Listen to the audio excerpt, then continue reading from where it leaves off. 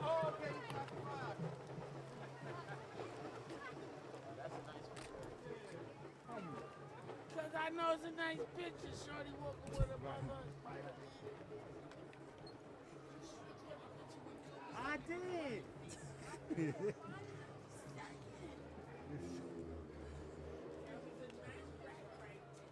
What?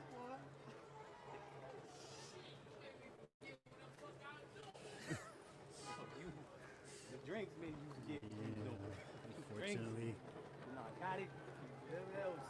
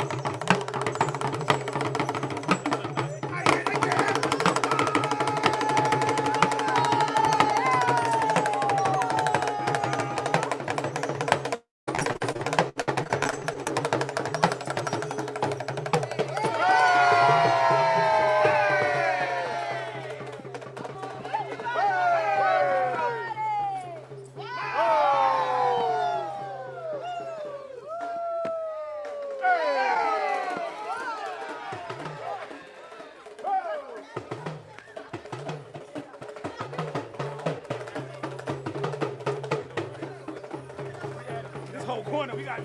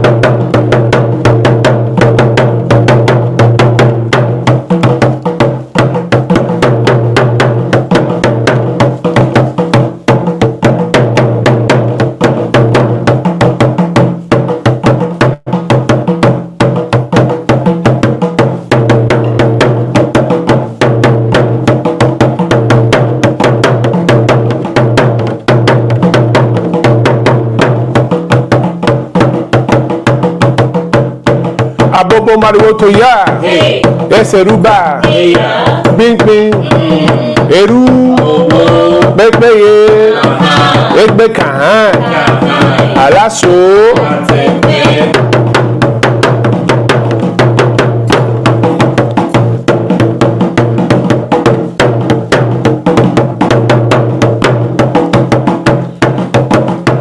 Mo ti ń sá o sékélé mo wà, mo ti ń sá o sékélé. Mo ti ń sá o sékélé mo wà, mo ti ń sá o sékélé. Mo ti ń sá o sékélé mo wà, mo ti ń sá o sékélé. Mo ti ń sá o sékélé mo wà, mo ti ń sá o sékélé. Yé mo ti ń sá o sékélé mo wà, mo ti ń sá o sékélé. Mo ti ń sá o sékélé mo wà, mo ti ń sá o sékélé. Yé mo ti ń sá o sékélé mo wà, mo ti ń sá o sékélé. Yé mo ti ń sá o sékélé mo wà, mo ti ń sá o. Yé mo ti ń sá o sékélé mo wà, mo ti ń sá o. Yé mo ti ń sá o. Mo ti ń sá o sékélé. Mo ti ń sá o sékélé mo wà, mo ti ń sá o sékélé. Mo ti ń sá o sékélé mo wà, mo ti ń sá o sékélé. Mo sá o. Yé mo ti ń sá o sékélé mo wà, mo ti ń sá o sékélé.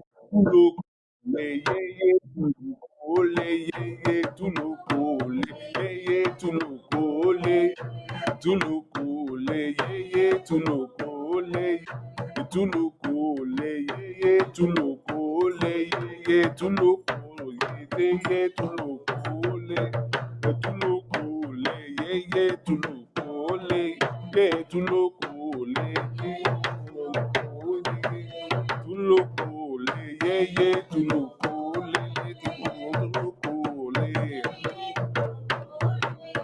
tulukule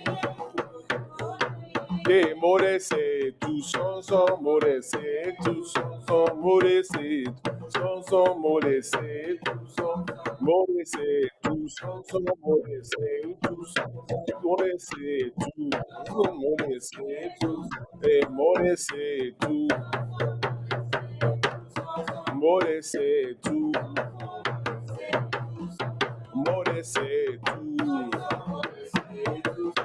tu loco le ye tu loco le ye tu loco le tu loco le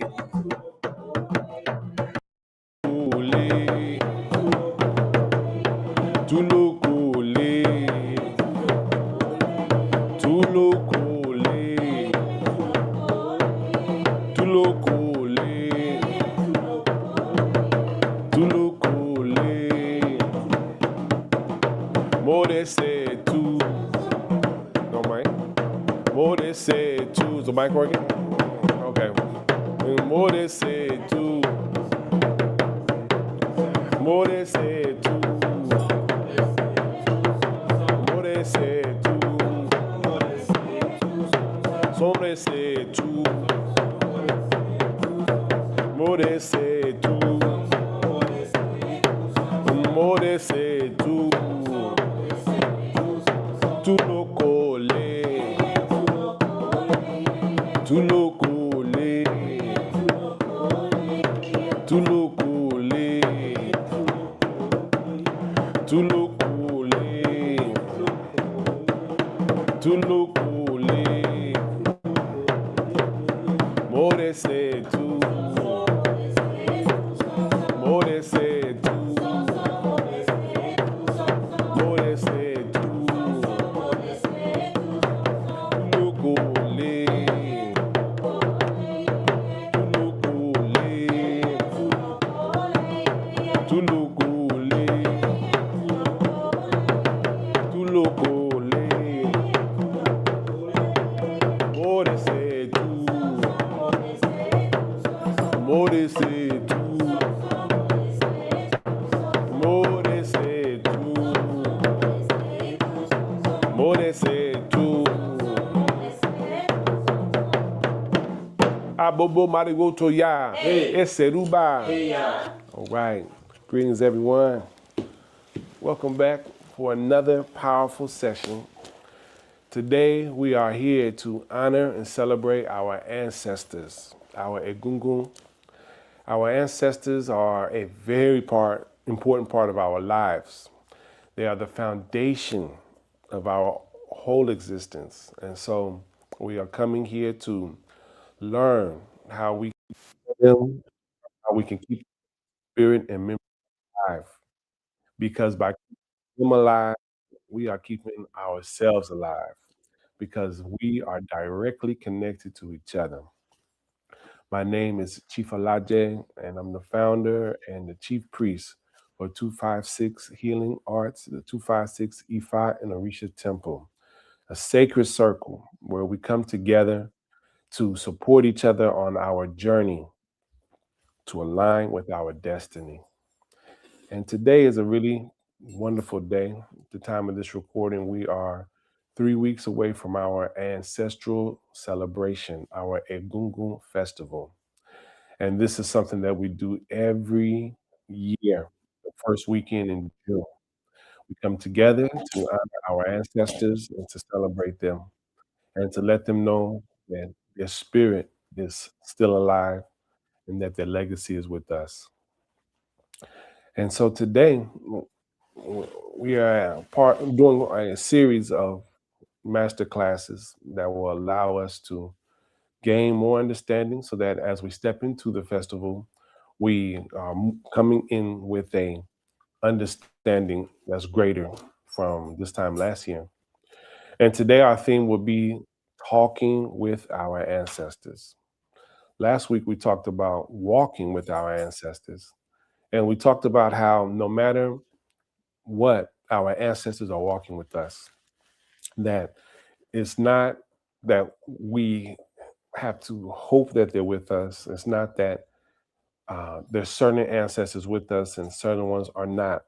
All our ancestors are with us. And whether we know them, they know us. And many of us, especially us that were born in the New World, can only trace our family back so far. Or maybe we know a lot about one side of the family, but we don't know about the other. And I always want us to know that no matter what, our ancestors know us, whether we know them or not. So when we want to pray to our ancestors, we may not know their names, so we can just refer to them as Egungun Baba, our ancestors on the father's side, and Egungun Iya, our ancestors on the mother's side. So if we don't know their names, like we may know some. For example, I don't know much about my father's ancestral line, or I can only go back a couple of years. So when I want to speak to all those names I don't know, I say Egungun Baba. I ask that you come and support me and bless me on my journey. And Egungun Iya. So those are our two sides, Baba's father, Iya's mother. And we acknowledge the two sides separately when we are honoring our ancestors. So we are speaking to the right side, and we're speaking to the left side. Now we can call all of them Egungun, but when it's time to sit down and pray, we're going to speak to our father's lineage and we speak to our mother's lineage. And that's very important. And in Yoruba culture, both lineages have equal weight and importance in our life. The family line, when it comes to property and things like that, are passed down to the father. But when within society, the father and the mother side have equal importance because our mothers are very, very important. So although it's a patrilineal society, but it's actually much more deeper than that because we honor both sides equally. So we are here to, last week we talked about walking with our ancestors. This week we're here to talk about talking with our ancestors. And it's an important thing that we all must do so that our ancestors know that they are still alive. And one of the major mind shifts that has to occur from growing up in Western society is the idea that our family members die, because that word die has some reference to the ending of something. But in our African holistic consciousness, we know and understand that energy doesn't die, it only transforms.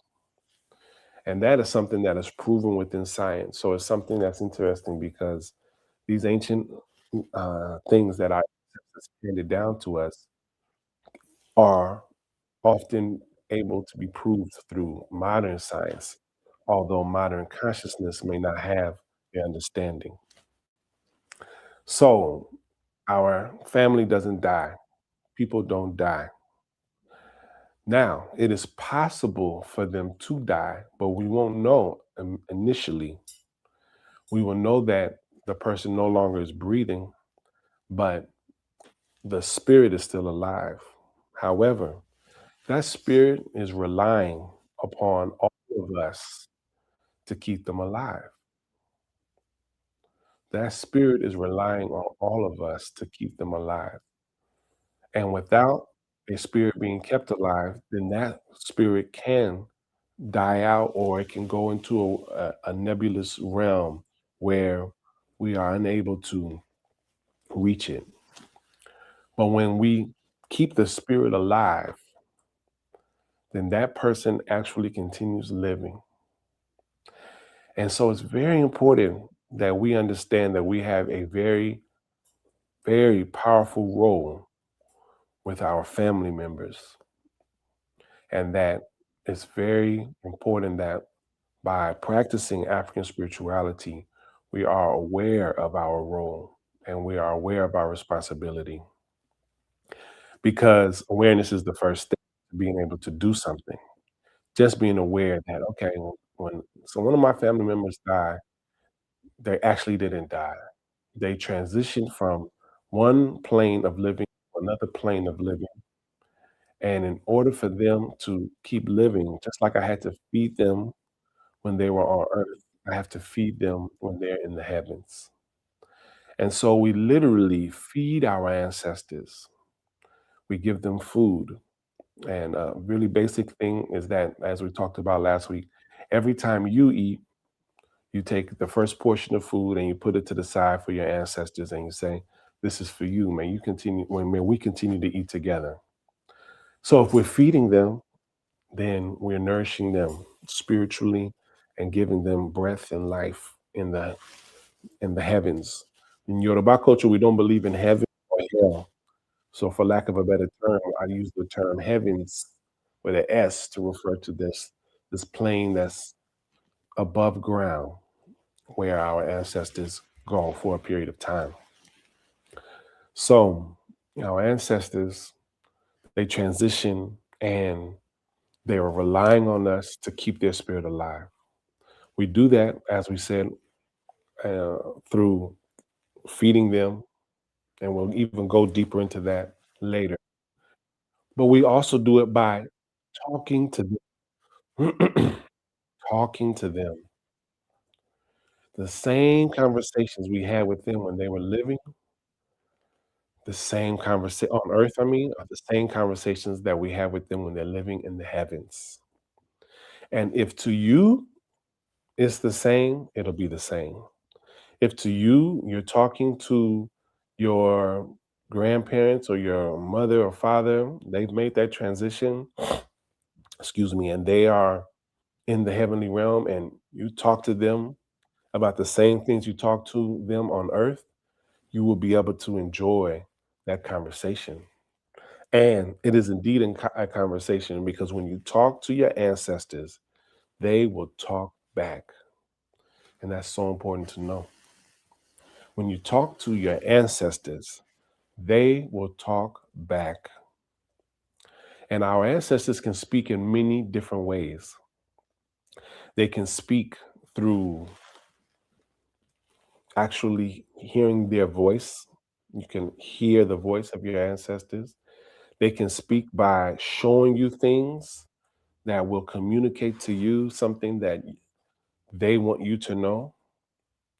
They can speak through dreams by while we're sleeping, and dreams while we're awake when we are daydreaming, which is, imagine really just traveling to another realm. They can speak to us. They can speak to us through coincidences, through things aligning in our life in a certain way. So, understanding that our ancestors are willing and ready and able to speak with us allows us and informs us that we should be working with them, talking with them, engaging with them, doing with them, so that there can be a conversation, so that they aren't talking to us, and so that we are not talking to them, but we are having a conversation. And it's so important for us to understand that this conversation is happening all the time. And it's a matter of us taking the time out to stop and talk with them.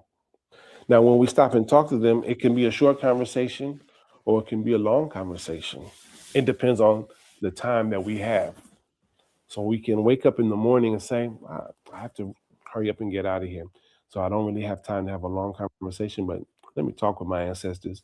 And so you can ask them to support you in the things that you have to accomplish today, and say thank you for doing so, knowing that by once you've spoken it, it's going to manifest. Then once you put that out there, now your ancestor has an opportunity to speak back to you with a confirmation, with a sign that lets you know, with an energetic shift, with any of the ways that they choose to speak. And so part of our development as keepers of the legacy, and that all you are by engaging and working with your ancestors, you become keepers of the legacy. That part of developing yourself as a keeper of the legacy is that you want to develop your ability to hear them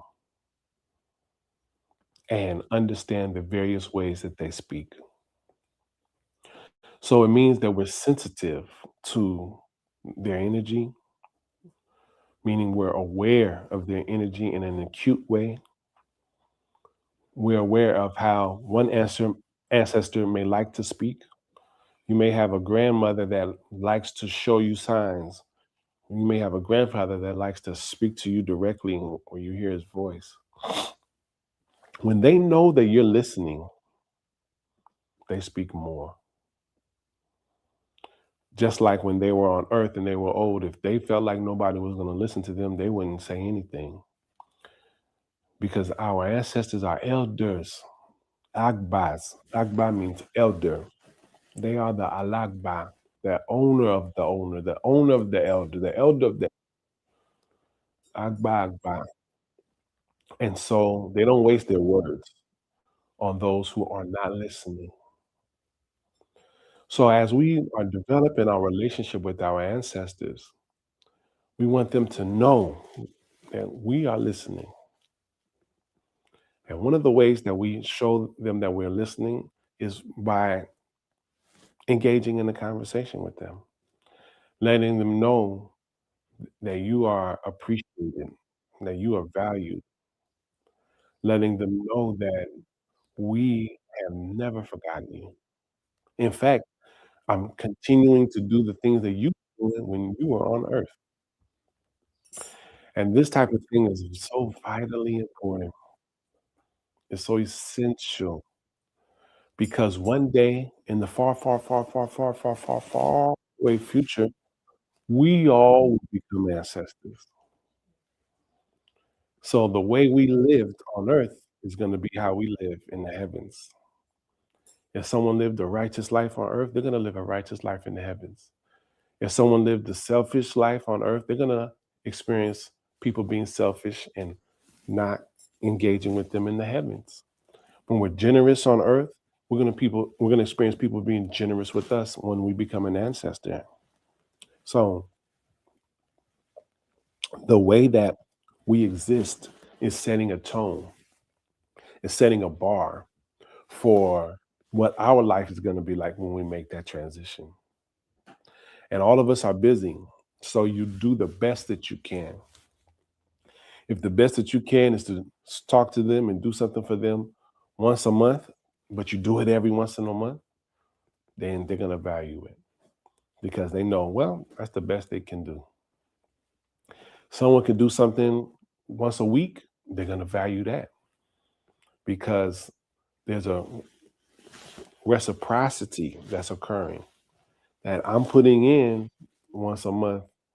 I get a little bit out once a month. I'm putting in once a week. I get a little bit out once a week. And we're all evolving spiritually. We're all evolving with our discipline. So the goal is to develop ourselves to where we can pour a little out of our cup for our ancestors, literally and figuratively, every day. And knowing that it's a circle, allows us to know that as we pour a little from our cup for them every day, they pour a little into our cup, which then fills our cup, that then allows us to pour for them again. Then it fills their cup, then it allows them to pour and fill. And you see, and it goes in a circle like that. And it's a really powerful thing. It's an intuitive thing that even you see people in rappers and pouring a little out for the homie. It's something that we know intuitively.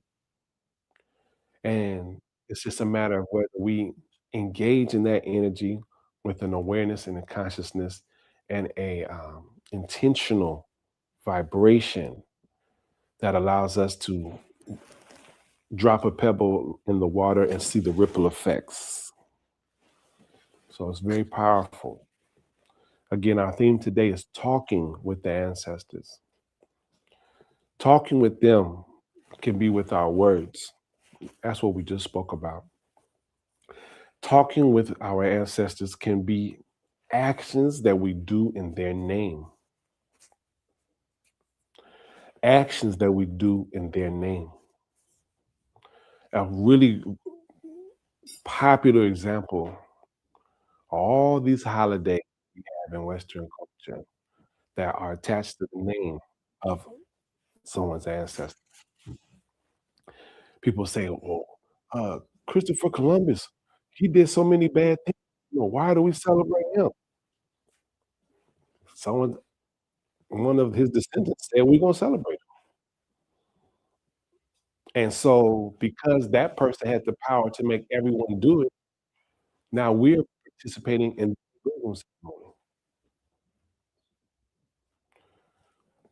Why is this president on the bill? Because they descendants said, I have the power to honor my ancestor, so I'm going to put him on the bill. And every time you spend $1, you're going to look at my ancestor's face. You see? This ancestral worship is fundamental to existence. And when they are doing things, they are communicating with their ancestors. You see that? So we all have to ask ourselves, what do I do in the name of my ancestors? What type of ways am I communicating with them in that way? And you take stock, you look at your life, you look critically and analyze your actions. And you look at your actions in a year, in a month, in a week, in a day, and say, what types of things am I doing in the name of my ancestors? And you knowing now you know that you are a keeper of the legacy. So now you say, okay, I'm going to make a change in my life and I'm going to do this in the name of my ancestor. And that's going to be a way of communicating with them. Now, we live in a society where there's so many reminders to do so. Because you turn down the street, you're on Fulton Street. That's somebody's ancestor. They named it after their ancestor. Every area you'll be seeing Western society, Europeans, Americans celebrating their ancestors.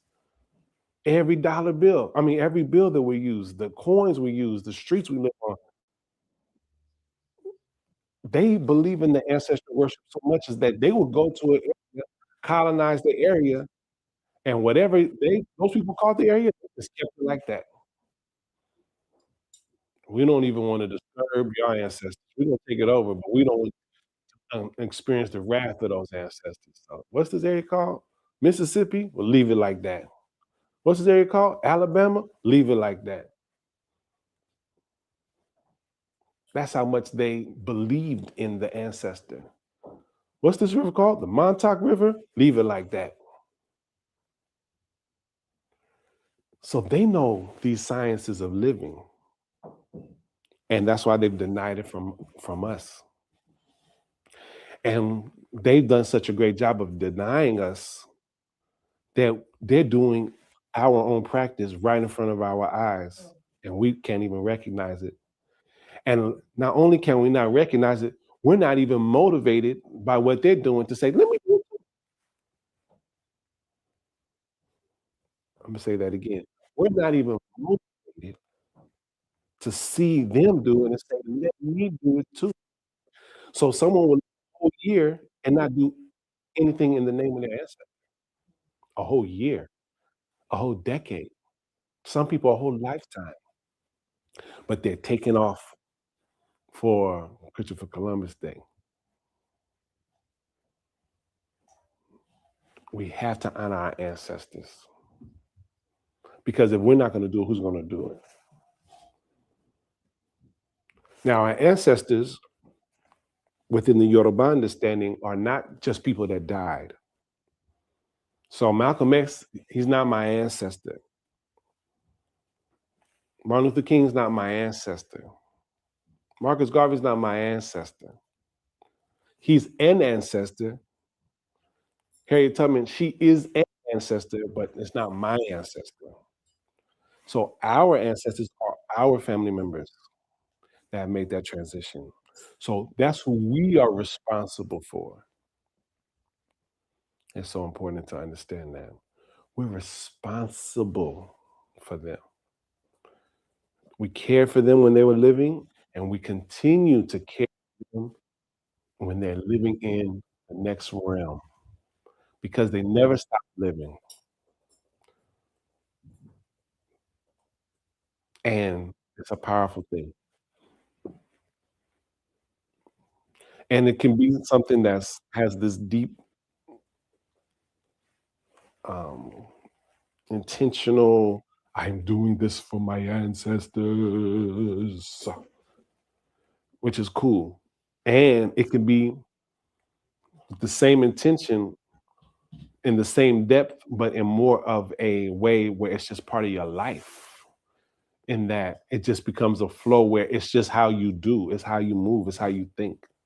And one very simple way to do that is just the things. If you have an ancestor, if you have an ancestor that you knew, that you spent time with on earth, and if y'all used to do something, then when they make that transition, if you just keep doing that thing, then that will be, and you're doing it with the intention of honoring their life and spending time with them just like you did when they were on earth, then you're communicating with them. That's because only you two, or maybe other people knew, but they know that that's how y'all used to spend time together. So they know, oh, yeah, we used to do that. We used to cook this together. We used to watch the game together. We used to eat this together. We used to go here together. And so you can fold it into your life. And then on top of that, add this consciousness that this is what I'm doing with it. And understand that this is a way of communicating. So the action is communicating. You're communicating that you care about people, that there's you're communicating that legacy is living. You're communicating that I am taking the responsibility to do this for my ancestors. And we have so many ancestors, so it's okay to say, okay, I'm going to focus on honoring one ancestor. I'm going to focus on honoring these two ancestors. That's okay. And then you, when you with that ancestor, you tell that ancestor, ask them, please, this blessing I'm bringing really for all of them. Share this amongst all the ancestors. This food that I'm putting out for you, great grandfather, share with all the ancestors. And so it's good to work with an ancestor that you know, that you had an experience with, because it's more tangible than Oshun, Ifa, Obatala, because those things we have to develop a relationship where it becomes tangible later. So someone that's been practicing Ifa and Orisha for a while, Ifa can be just as tangible as an ancestor because you've had so many experiences with this entity that you like, this is my family. Like we know each other. We go way back. Like my son, he known Orisha his whole life. So he knows them now, but when he gets older, it's gonna be tangible. Like I know he know that ancestor knew his grandparents, so it'll be one and the same. So until we develop that relationship, a lot of times our ancestors are our first entity that we have a working memory of. So work that part of your spiritual practice. Work it, connect to it. Our ancestors, they love to do for us.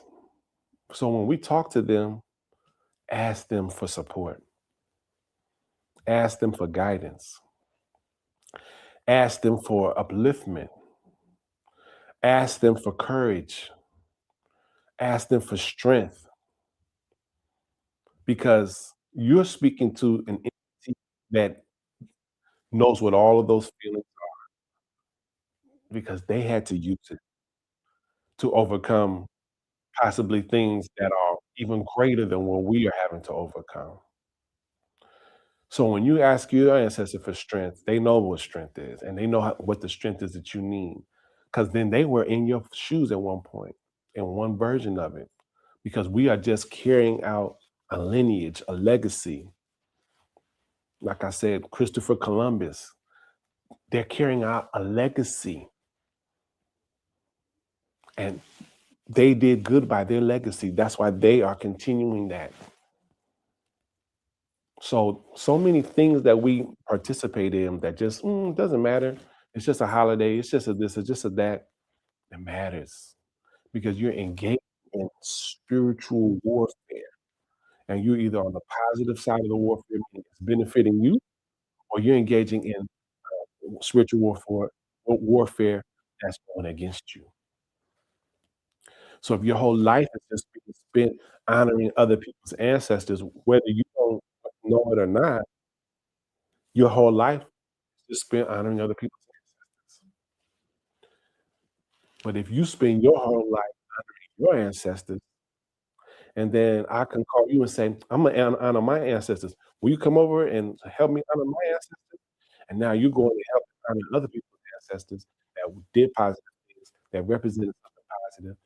And then we all come together, and then now it's your turn. We're going to go to your house and represent and honor your people's ancestors.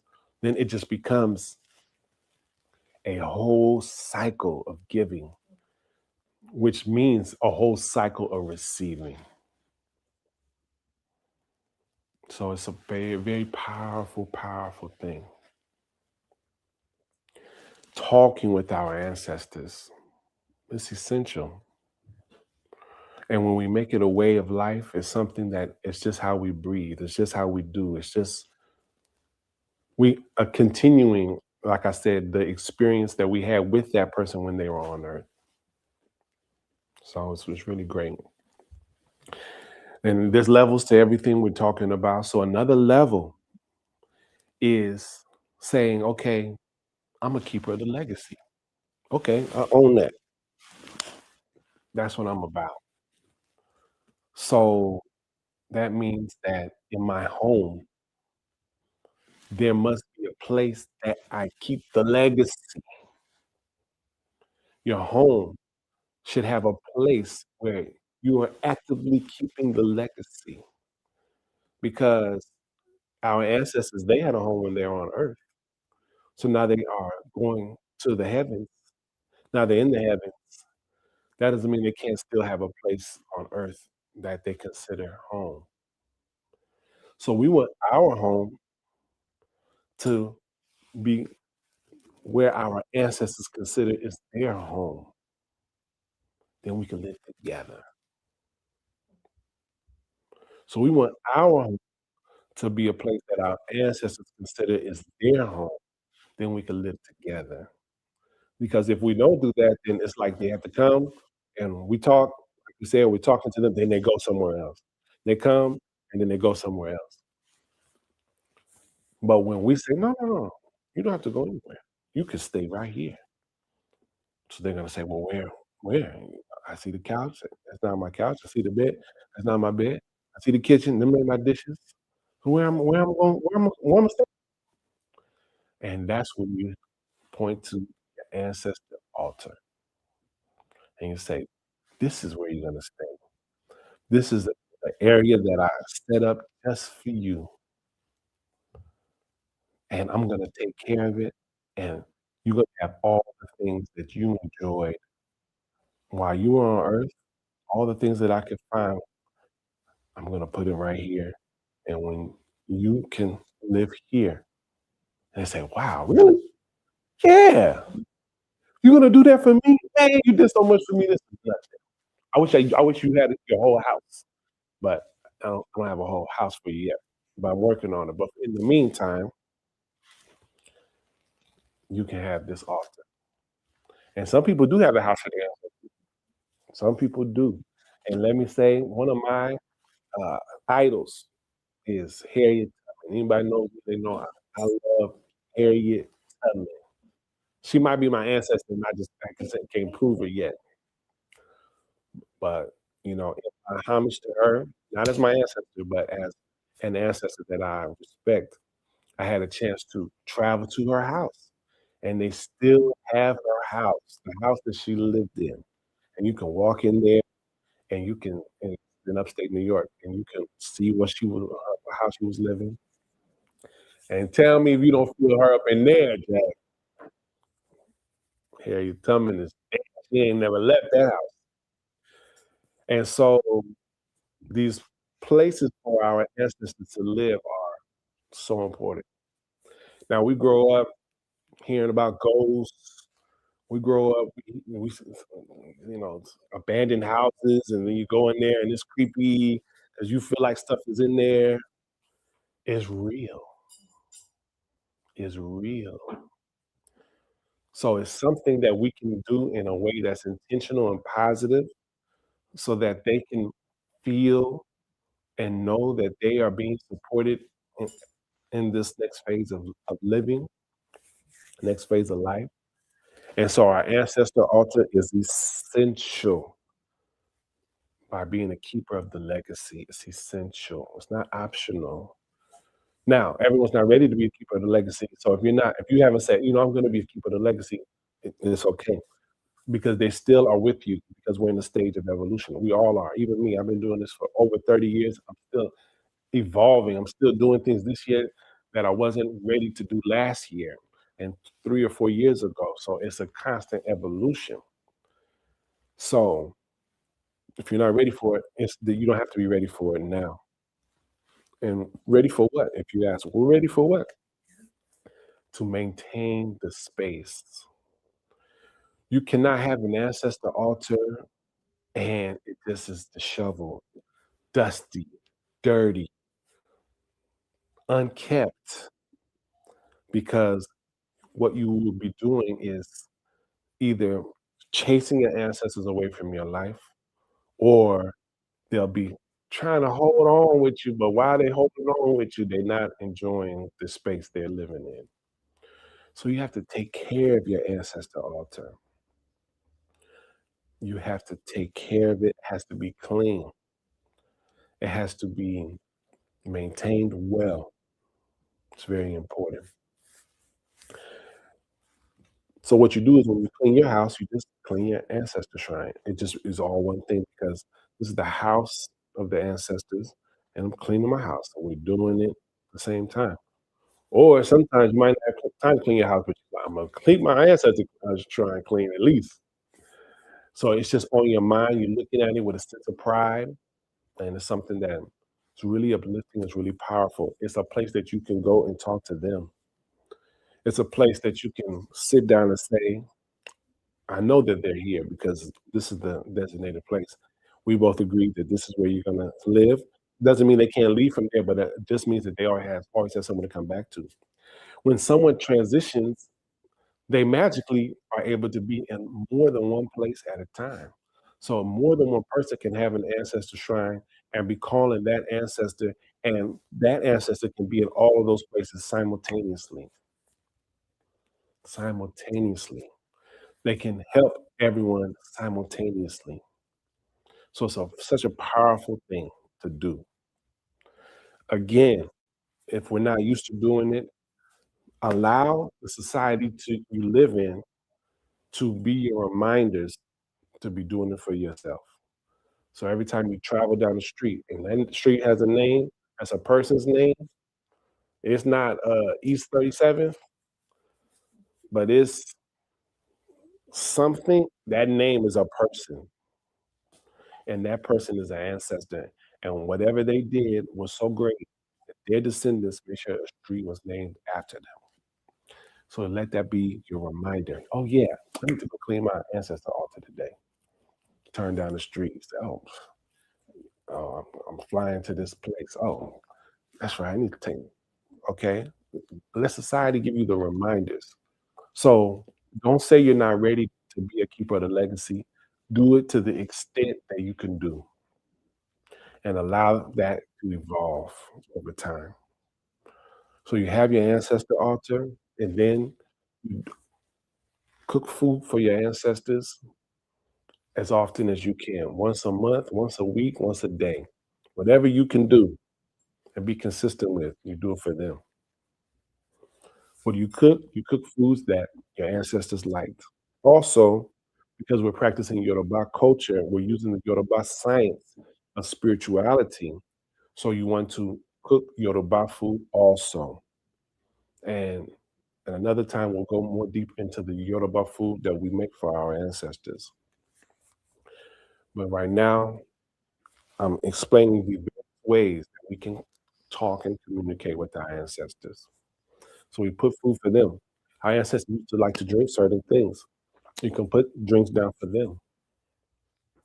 Now, the concept of the ancestor altar is something that I want to make very clear is something that is created in the new world for new world problems and new world challenges, needed new world solutions. And so people know I'm very traditional when it comes to my spiritual practice, when it comes to my Yoruba, Isheshe, Isimbile practice.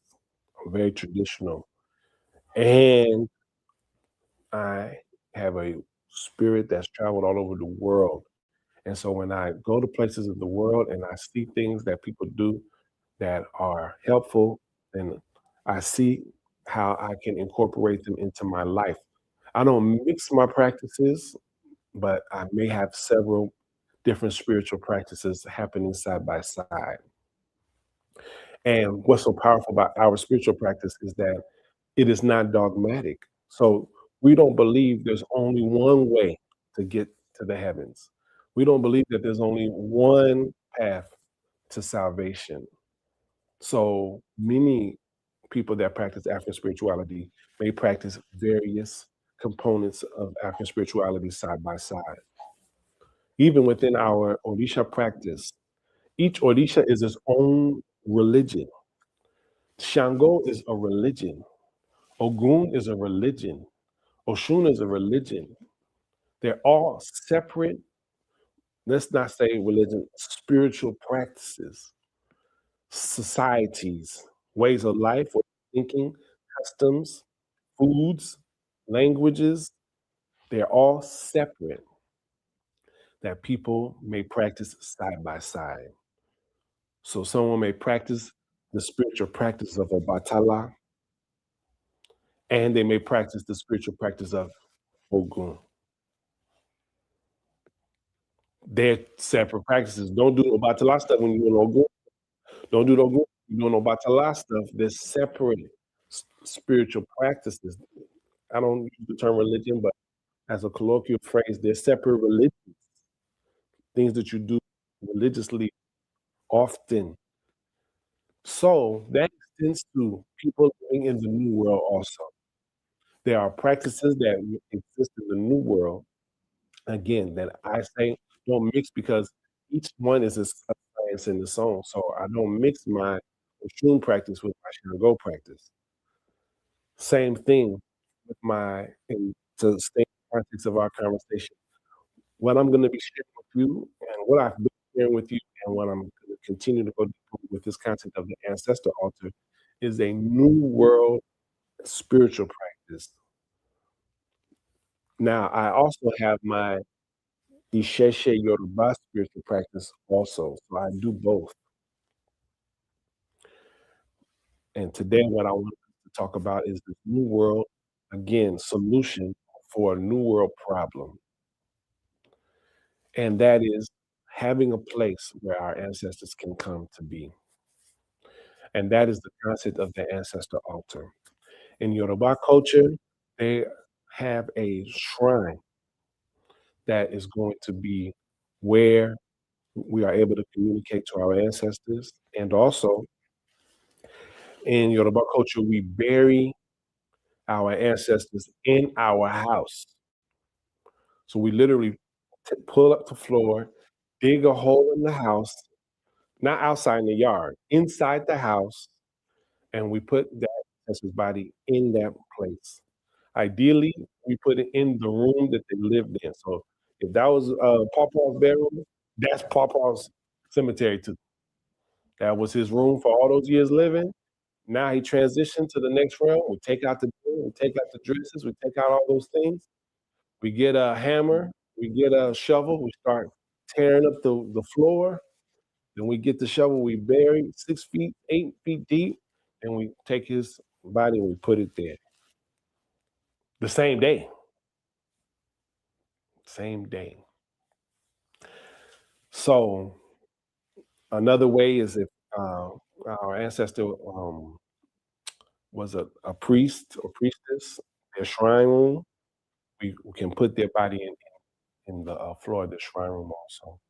Now, of course, you may run out of space. If you run out of space in the house, then we won't put it far away from the house, but maybe right in the side of the house or right in front of the house. So once you run out of space inside, you do have to go outside. So that is another form of an ancestor, is what I'm trying to explain. So of course we can do those things in the world. So we had to find ways that we could bury our ancestors ancestors and keep them with us, even though we didn't necessarily have parts of their physical matter, physical essence. So we would take things that were of their spiritual essence. And so I'm going to display some of those things for you today. I'm going to get started now. So when you build your ancestor altar, the first thing you're going to start with is white cloth. White cloth. Now, you may see things that come from various different cultures. So what I'm going to now say is that this is the Alaje approach. And so there are many approaches, and this is from my personal experience. So I'm not offering right now something that is a standard that all people do, but I'm sharing what I do. And then I am uh, just sharing what I do. And if it's something that works for you, you can do it too. So we take a white cloth, we can put it on a mat on the floor like this, or it can be on a table, like you see how these shrines are elevated on. So it could be elevated, or it could be as and even higher. But we take a white cloth. This white cloth represents purity. It represents something that is unstained, undisturbed. It represents a pure essence. The color gives off an energy of clarity, cleanliness. Now, for the Yoruba people, our cloth for Egungun is red. So Egungun cloth is red as far as a color. So when you see the white cloth, you know, okay, this is a new world approach. Immediately, okay, white cloth, that's a new world. Red cloth. Now, when we honor our ancestors, we don't have to wear red. We can wear any color in Yoruba culture, but the shrines are going to have red cloth and other things too. All right. So we start with the white cloth. Then we take something that's very fundamental to life, and that is water. So this is a bowl of water. We place this bowl of water, and this bowl of water represents so many things. But first and foremost, water is life. Water is life. So this water represents the life that our ancestors are living in the moment. As opposed to imagine if I have an ancestor altar and then let's say I took all these dead tree branches and I just piled up all these dead tree branches and these dead leaves and it was a big mound decorated in a nice beautiful way, but everything on the ancestor altar was dead. Then that would mean I'm calling upon an energy that's dead. That would mean I'm connecting to an energy that's dead. And don't get me wrong, there's times to connect to dead energy. But when we honor our ancestors, we're connecting to the energy that's alive. So with this new world approach, we put a bowl of water. The water represents life. Everything living needs water, from plants to animals to humans. So when you put this water down, know that it represents life. The water also represents cleanliness, and cleanliness is a state of mind, it's a state of being. So this water is going to get dirty from dust, from just things flying around in the house. So you're going to have to change the water. You can look at the water and you can change it whenever you feel like it's getting dirty. You don't have to change it every day, or you can change it every day. You don't have to change it every couple of days. You can gauge it by saying, okay, it needs to be changed. And you can say, oh, every single day I change the water. But you may look at it on Wednesday and say, some stuff got in this water. So you can change it. The bowl can be white or it can be clear. Those are the top colors that I suggest. So this is the foundation of your ancestor altar. By just having the white cloth and the bowl of and you come into this space and saying, "This is where my ancestors are going to come and live, and when they want to when I want to speak with them, this is where I come, it shall be so." Now, like all things, we have to continue to engage with it, and by engaging with it, we're giving it life. So, when you cook the food that you are cooking for your ancestors, you'll bring a plate. Doesn't have to be a big plate. It can just be one spoonful or a couple spoonfuls of each dish, and then you put it down at this place. Now the ancestors know, "Oh, okay, this is where I come to eat."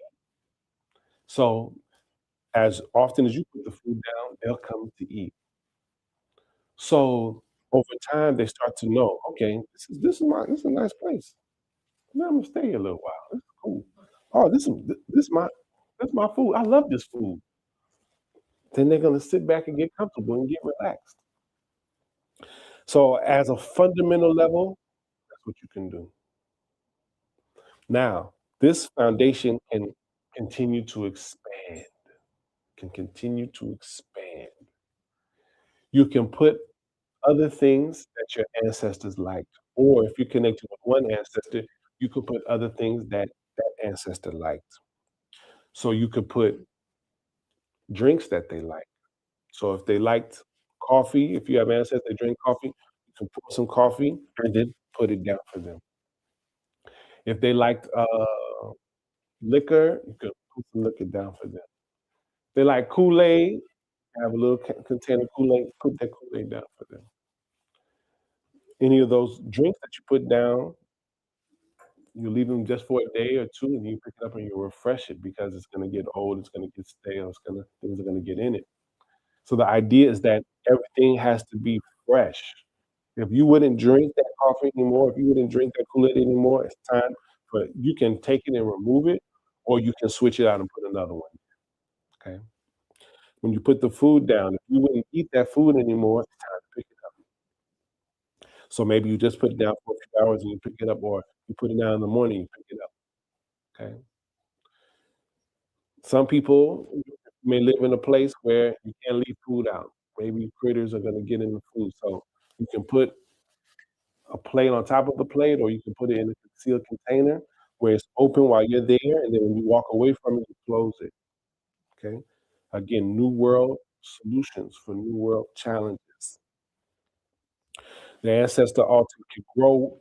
You can have things that your ancestors used, maybe their watch, maybe their necklace, maybe some pearls that were your grandmother's pearls,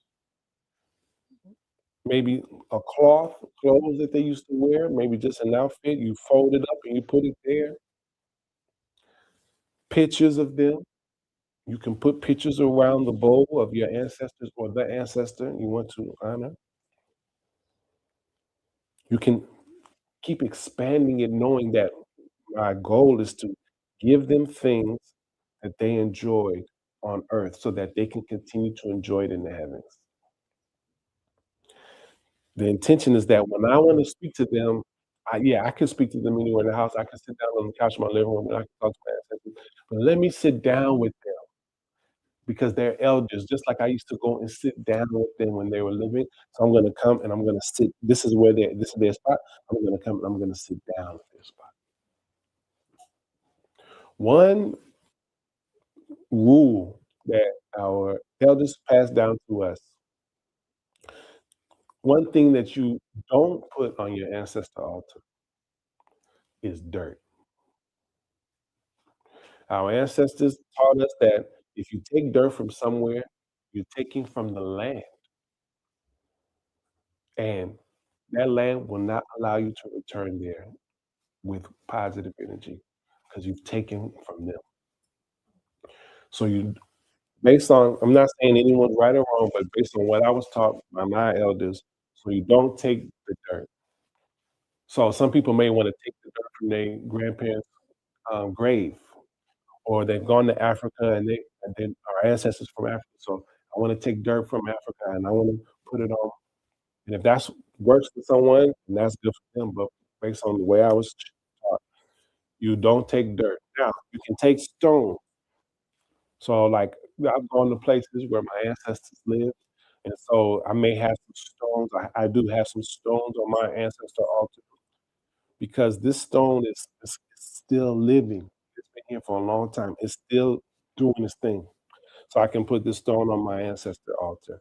So in fact, I have stones from all over places my ancestors lived. I was there. I take a stone from there, put it on my ancestor altar. Again, as many things that you now your ancestor altar doesn't need to look cluttered. So it's not about getting as many things as possible, but just getting some things from your ancestors. Now, many of our ancestors lived in cities that we've never been to. Many of us don't even have access to things our ancestors had. So that's okay. That's why I said this is the foundation, and then the food is the second thing, or let's say the third thing, including the white cloth, that is essential. These are the essential things. The other things just are further expand, but these are the essential things. A bowl of water, water represents life, and then food for them. Now, some ancestors like flowers, so putting flowers for the ancestors is another very common thing. Once the flower represents life also, is living, it's gonna die. Once it starts to die, you remove it. Maybe you put another flower there right away, or maybe not. Maybe you wait till you have some time and do a flower again. And you put it as an offering. Flowers are definitely beautiful for your ancestor altar because they're beautiful, and then it's a beautiful representation of life. And then if you know your ancestor liked this particular flower, then it's so great to have that beautiful representation of them. Flowers can be also release a beautiful scent, so you're stimulating you your senses. So it has flowers have so many, but the point is that it's living as opposed to just taking a dead branch and you put it there and it's like it's dead, it's breaking apart, something like that. So this is how we talk to our ancestors. How? Notice I'm using the word how. This is how we talk to them. We come and we sit down with them. We don't just say, I just want to tell you all these things. We bring something for them. Hey, grandma, grandpa. Hey, mom. Hey, dad. I brought this for you. Now, we don't just start talking to them. So we start by saying, first, I want to say thank you. I've been seeking these things and you've been supporting me. And so I want to first of all, foremost say thank you. You come with this energy of gratitude. You are acknowledging that they are a powerful being and they are blessing you. And you can speak specifically or you can speak generally. You can say, thank you for supporting me so I can wake up and be alive this morning. That I'm still here on earth to keep the legacy that you left. And I'm here on earth because you are supporting me to be here. So, first and foremost, thank you for the life that I am living today. Then you can be specific and say, yesterday, this thing happened and I felt your presence there. I know that you were there to support me. Um, my car broke down, couldn't find my wallet. Whatever situation that I was in yesterday, you can speak on it and say, I know you were there. Thank you. I really appreciate that. Now, someone say, well, how do you know your ancestor was there? If you think your ancestor is going to just see you stuck on the road, you ain't got no tire, and they just like, oh well, I don't know what to do about them, then that's between you and your ancestors. But for me, I know, and I want you to know too, that anytime you're in need, your ancestor is always there. So there's no, I don't know if they were there. I couldn't feel it. I didn't hear it. No. Do you talk to your ancestors every day? Do you give something to them? Then they were there because they want to be. They want to be there. They know we're a team, and everyone on the team has a role. Your role is the keeper of the legacy. Their role is the keeper of the legacy. So they have to keep us alive, thriving, surviving, enjoying our life, being happy, being optimistic, food, shelter, water, all the things. And again, you're not speaking to a deity that can't relate to what your experience is. And that's what's so great about the Egungun, about our ancestors. You can't, it's not like they can't relate to what you're going through. They've been through it too. And sometimes we are speaking to an ancestor that we witnessed him go through things, overcome things. So we know, we both know what we're talking about. And so you start your conversation with thank you for those things. Then you can cut straight to I am in need of support. And these are the things I need you to support me in. Now, when we speak to our ancestors within our cultural tradition, we don't say, I hope that you do this for me, that I pray that, oh, I just don't know. I pray that it happens. We speak with an affirmative way of speaking that we know that my ancestor has the ability to do this. So I know my ancestor is going to do this for me. So I won't say, ancestors, my great grandfather, I hope that you can help me. I really need support in this area, and I just don't know what I can do. I don't know if you can help me or not, but I just want to let you know in case you can help me. We don't pray like that. We go to our ancestor. We go to our great grandmother. And say, great grandma, this is the area I need your support. Thank you for supporting me. Thank you for making it manifest for me. I'm looking for this result. Thank you for helping me to achieve this result. I'm looking for this blessing. Thank you for making this blessing to manifest. And then you get up knowing that they indeed are going to support you and bless you. You know it. Well, how do you know it? Because you know it's within their ability to do it. So when you finish your session, you speaking with them that are supported, I always try to make sure people know that you have to speak out loud for the universal energies, the ancestors to hear you and to speak out loud. So you're speaking to them.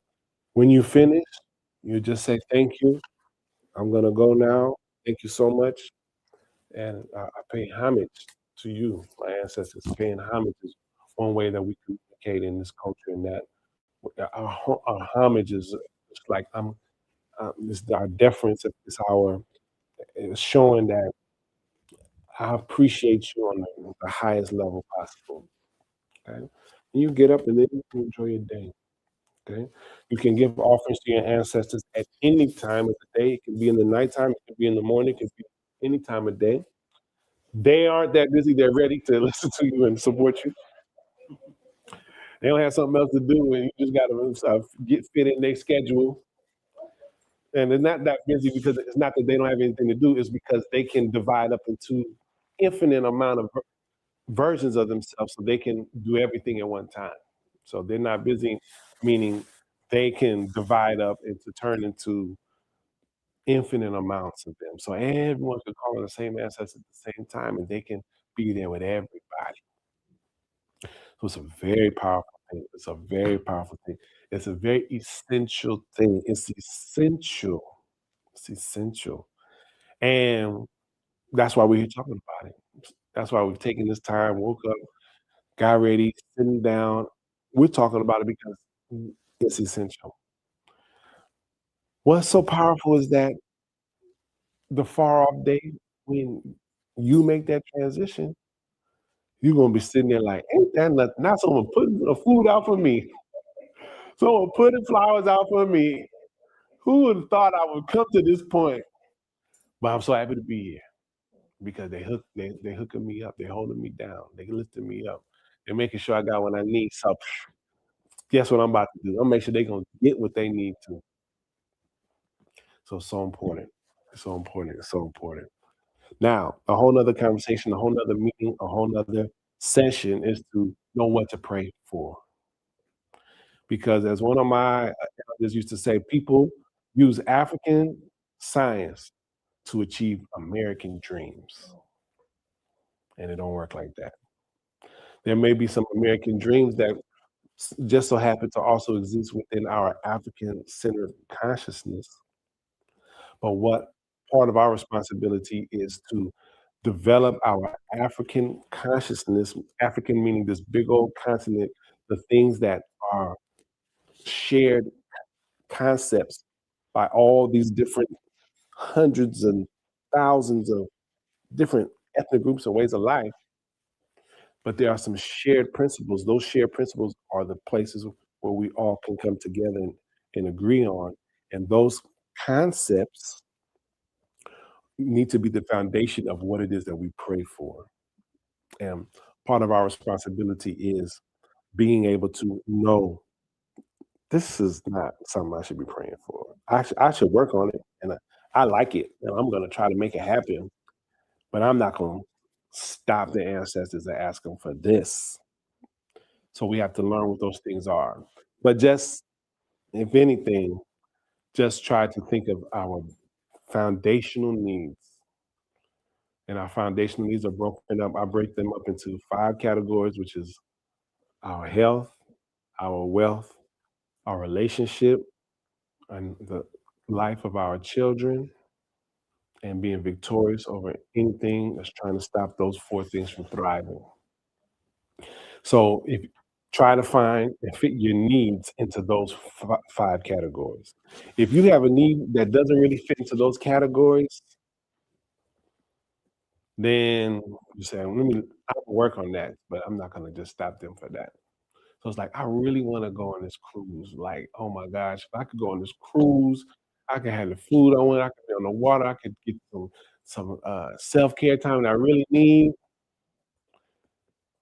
But I'm not gonna ask my ancestors for that. I'm gonna just work on it and save it and just because it don't really fit into those. It's not my life's not gonna live longer just because I went on a cruise. I'm not gonna just have more money because I went on a cruise. I'm spending money.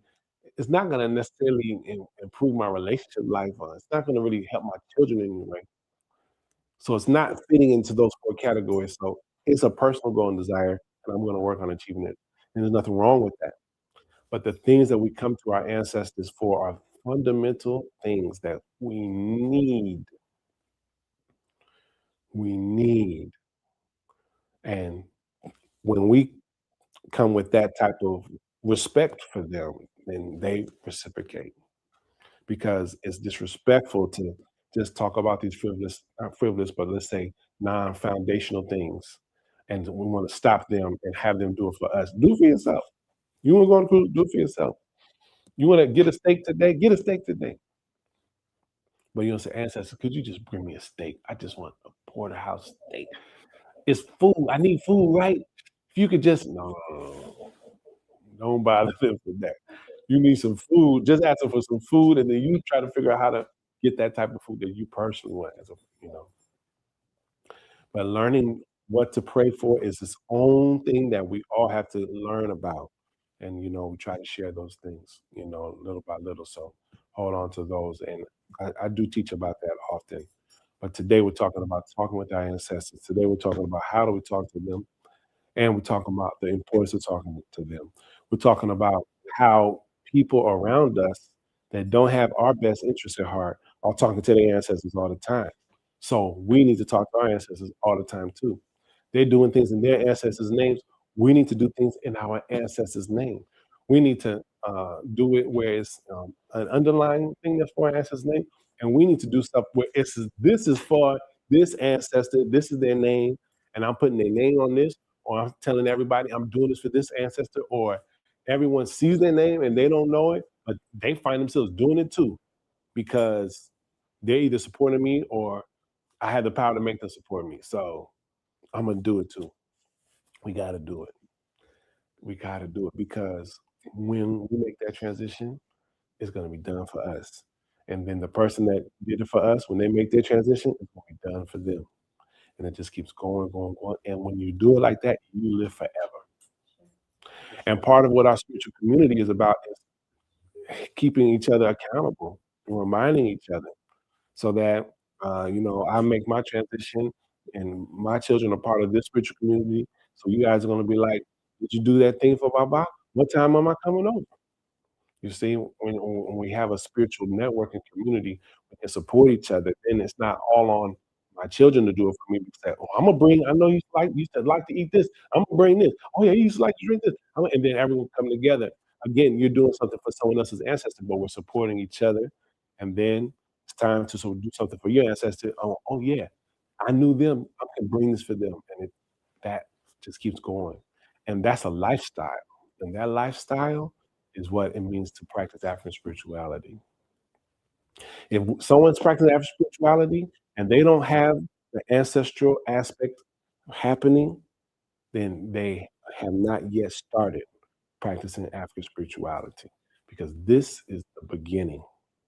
And again, this is something that all African cultures can agree upon. Um, so that's it for today. Thank you for joining us. It's another powerful session. We have some very powerful things coming up. June 7th, we have our annual ancestor, let me say, celebration, which in Yoruba we call the Egungun Festival. And it's a time where we give the biggest offering to our ancestors we can think of. And we also give them the biggest list of things we need support in. And we walk away knowing that this year is going to be a great year because my ancestors have gotten the biggest thing that I can give them. So we do that together as a community, as virtual and in person. So it's something that I've been doing for over 30 years, and it's something that is just it's something that I couldn't imagine life without. My son here, he- he's seen it his whole life. He can't imagine life without doing this. So it's a part of our life. So it's something that I encourage everyone to participate in. We're going to put a link in the chat, and you guys are here.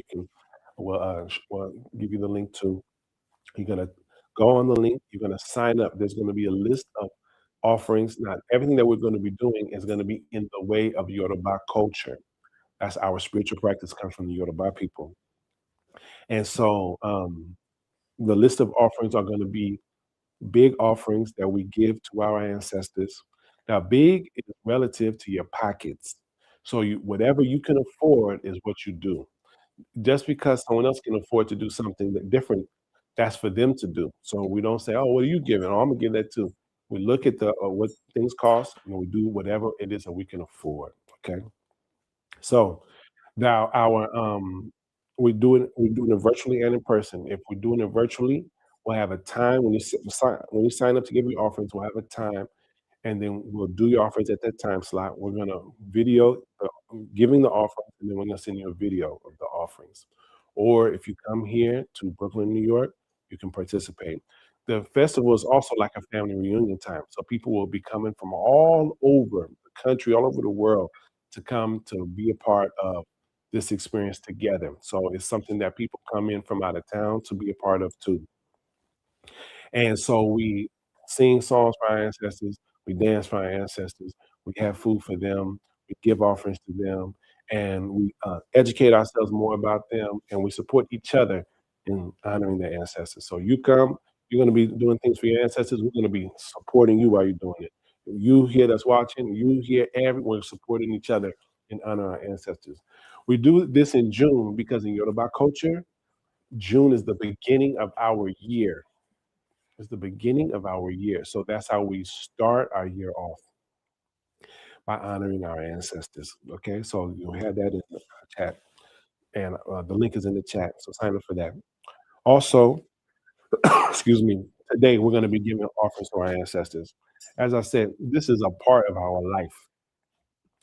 So there's no way that we can spend all this time talking about the ancestors and then we just say, all right, see you later. We just go on with our day. No. Now we're going to give offerings to them. Now, like I said, we practice various spiritual practices. I am initiated and coordinated chief within the Yoruba system. So we're going to give the offerings to our ancestors in the Yoruba way, where we use a shrine that is a portal that we can reach anyone's ancestor and speak to anyone's ancestor. And that's a big difference from what we talked about earlier, the ancestor shrine. The ancestor shrine, and as far as the one that we described today, is only for your ancestors. And let me say that if people that are married, then you have your ancestors and your partner's ancestors on the same ancestor shrine. So, meaning their pictures or the things that they liked or however you do it, but there'll be one shrine for the house and one shrine that's for the mother side and the father side. Okay. All of it is in one place. So when you marry someone, your ancestors are getting married to also. So choose the right person. I was joking. So so you don't have separate things like that. We all come together. But it's only for your ancestors. Meaning, if I need to communicate to my ancestors, I can't come to your house and come to your ancestor shrine because it's your ancestor shrine. You see, it's not the ancestor shrine. Now, perhaps there's people that have types and that's how they set it up, but that's not what I'm know about, and that's not what I'm discussing today. The one is for you. But this Yoruba shrine that we'll be using today, which is available. If anybody ever wants to get one, it's something that I can do the ceremony for you to receive. It's called the Opaiku, and this is a not my ancestor shrine, it's an ancestor shrine. That's a portal that allows us to communicate with anyone's ancestor by calling the spirits within it and unleashing it and unveiling it, opening it. So we are going to do our ritual with this shrine. We're going to give offerings for everyone's ancestors today. Just sign up. We get offering kola nut and OT, which are the foundational things that we give in Yoruba culture for our ancestors. And we're going to let them know the support that we need for this week. We're meeting every Sunday for the month of May to talk about our ancestors. Every week, we are preparing for our ancestor celebration. So it all is going to culminate to June 7th, our ancestor celebration. Every week we're doing a different topic. Last week we did walking with your ancestors. This week we did talking with our ancestors. Next week we're going to do feeding our ancestors because the way we feed our ancestors is a very important skill in itself. It's its own thing. No, and it's a way of communicating. So feeding them is its own thing to learn. So that we'll be doing that next week. And next week is going to be virtual only. So you'll have to watch it. It's going to be in a video form. And so, and then the last week is going to be the culminating discussion where we talk about legacy and how to be a keeper of the legacy. Keeper of the legacy. All right. So we're going to give offerings to our ancestors. We're going to sing to them. We're going to honor them. We're going to praise them. Uh, it's a very powerful thing. And I just encourage everyone, do it so that it can be done for you. If anything, so it can be done for you. And by doing that, you can live forever. You will never die. You will never die. May we may we never die, my people. May we never die. There's no reason for all of this energy that we're doing while putting out and engaging in our earth to just fizzle out with us. Okay. So we're doing and we're waking up and putting our all into something that it's gonna benefit us and our family and our community forever. Forever.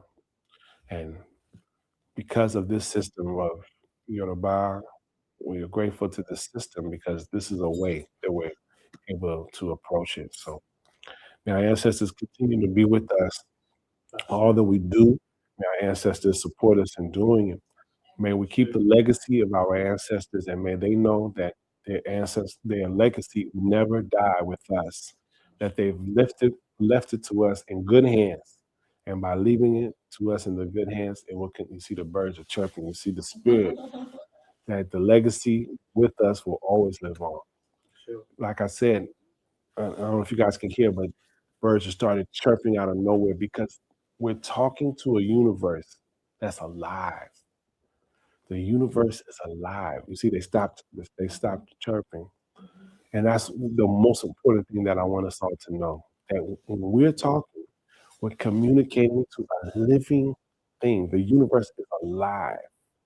It was here before us and it's going to be here after us. So we're engaging in something that is living. And by putting your life into it, and like I said, by you engaging in the conversation, the universe is going to talk back. I just said that earlier. And it always talks back. You just have to train yourself on how to listen. But you see, as soon as we just started calling the ancestors and start speaking, I don't know if you guys can hear us watching us. These birds just started chirping out of nowhere, and they was listening to the whole lecture, I guess. And then once they started saying, "Ashe, Ashe, Ashe, Ashe." But that's what I'm talking about, y'all. It's living, it's breathing. So we're gonna give offerings to our ancestors. We're gonna give thanks, and this is a chance for you to submit any areas of support that you need.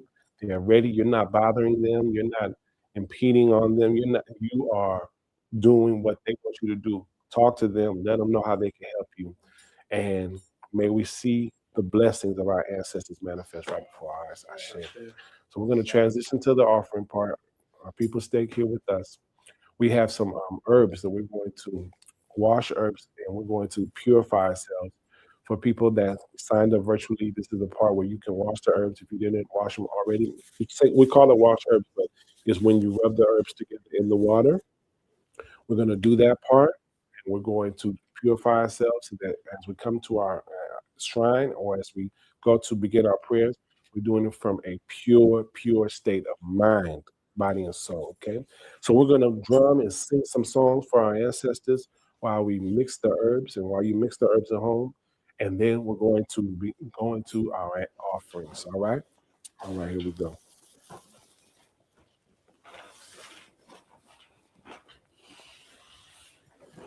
So you can do it. Yeah, I can do it right there. Yeah, we have a lot of time.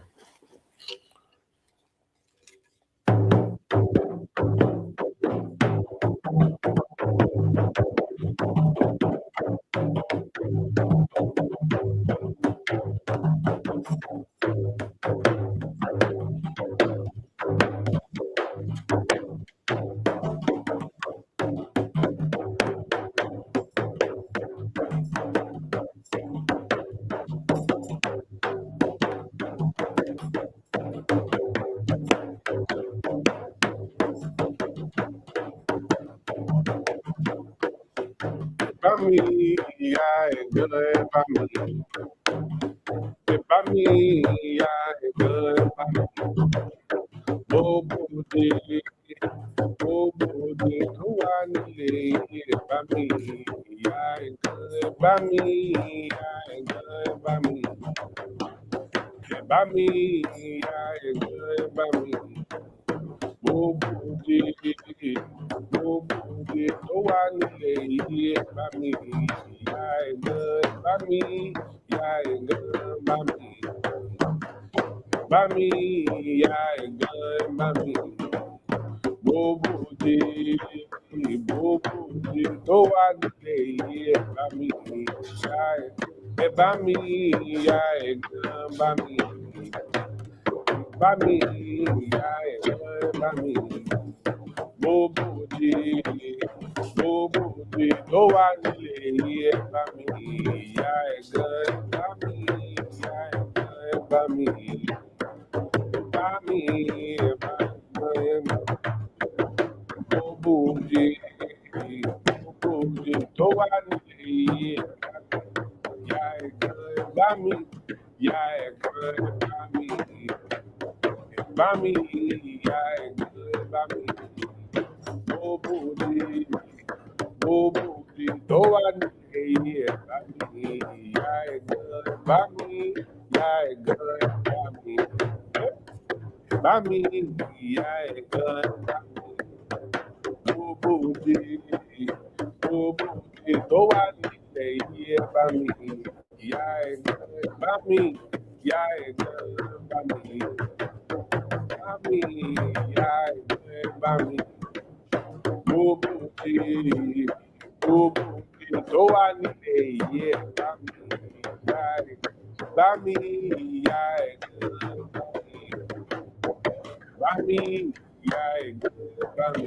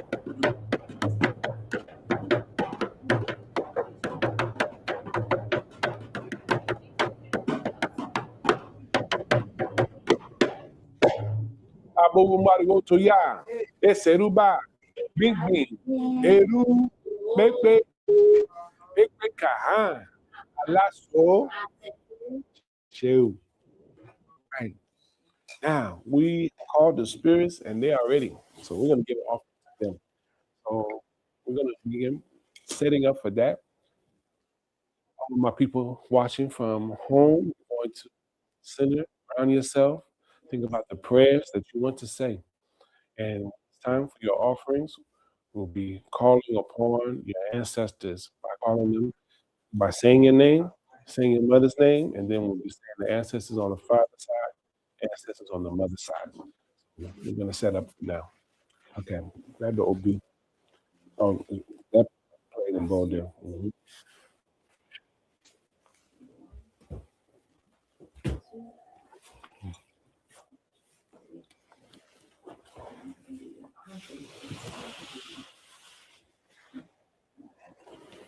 We know the whole thing over here, actually.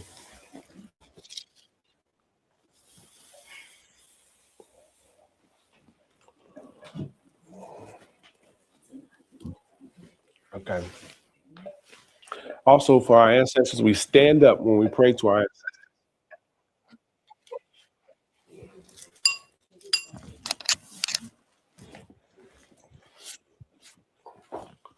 I'm gonna change the shot. You can come back over here after you get the go ahead and got tea. You're gonna do the pizza too. Yeah. Come in today for our ancestors, for all of our community. You got something for it. You bumped it. All good things of life and it manifests. Pay homage to you. Cool. Prince, you boy, the echo, the idea, yeah, the moon shipping, shield. So he's doing it. I can adjust it. Yeah.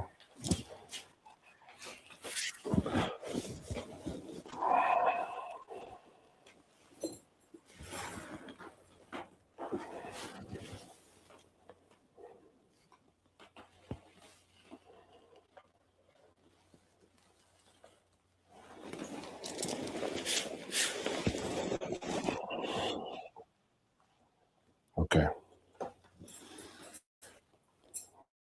You got it. For me. Yeah, you can crack it open.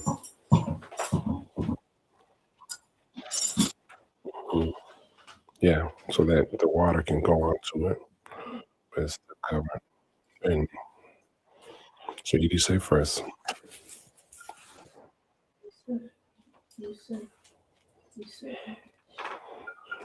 And then touch my Maori heart. And then to the bottom. Do that twice. Mm-hmm. And then put it, and then you're gonna hold it, and then hit the Ile Mopel.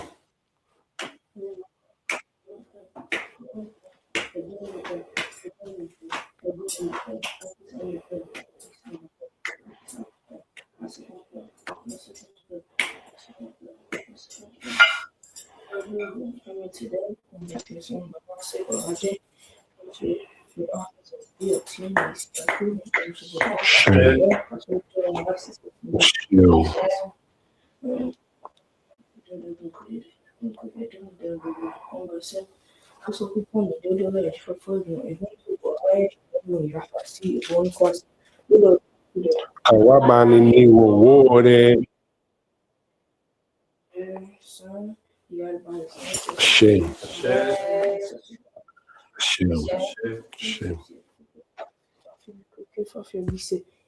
Ní fáfọ bíse pé oyin ládé fi òbíse oyin. Shame. Shame.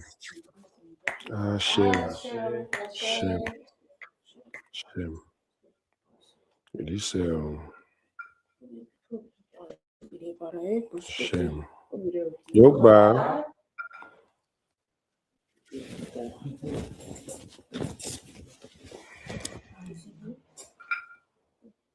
Àlàáfíà. Hey, yeah. Owó. Haha. Àlá. Àtẹ̀pẹ́.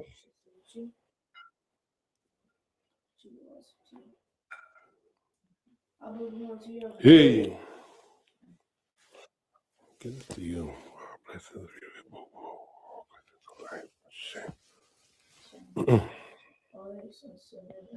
Ashe.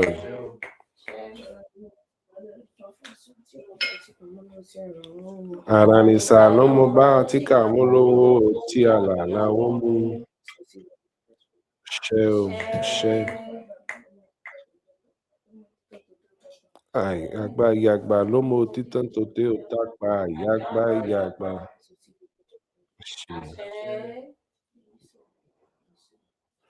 Ṣe. You say.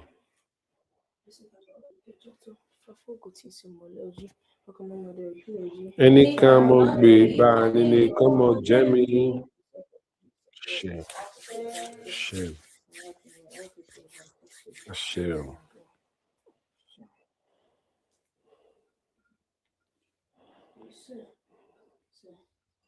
Shit.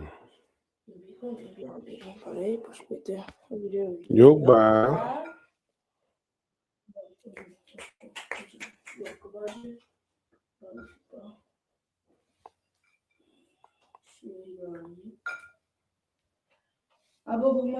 Hey.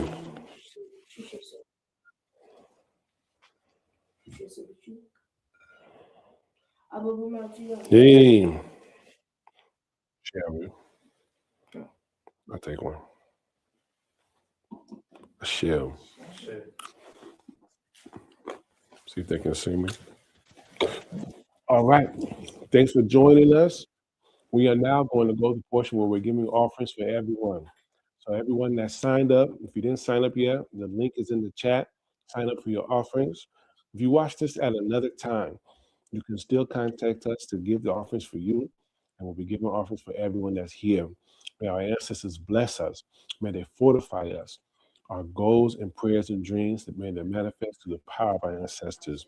Abobo marigo tuya, eseruba, bing bing, eru, pepeye, egbe kahan, alaso, atepe.